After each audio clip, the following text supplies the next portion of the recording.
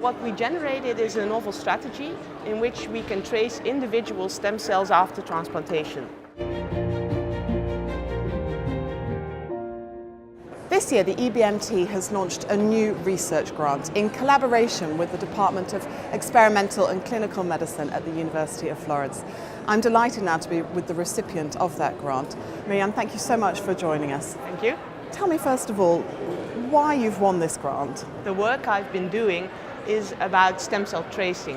And I think we're using a very innovative approach to revisit long-standing questions in stem cell transplant medicine, which probably is one of the reasons for getting this award.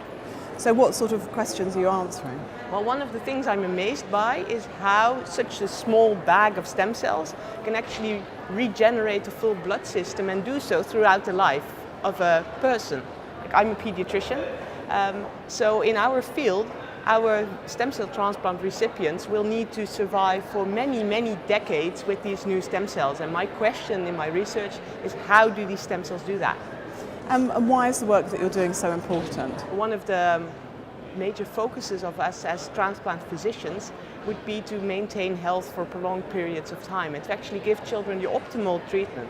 And one of the focuses of my research is actually to see how transplanted cells make blood, but also how the transplant procedure affects the integrity of the stem cells and how we can actually maintain that and improve that.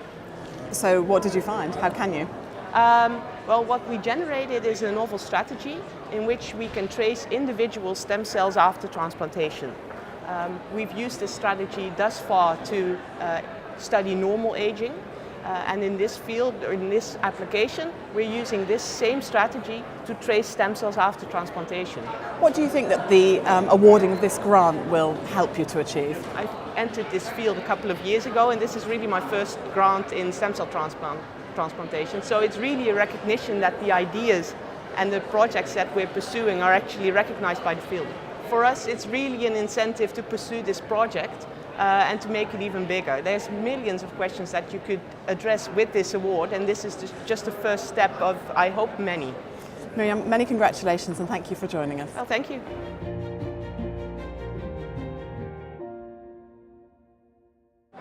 EBMT TV is brought to you from the 45th annual meeting of the EBMT in Frankfurt, Germany. For more like this, then you can click on some of these great videos.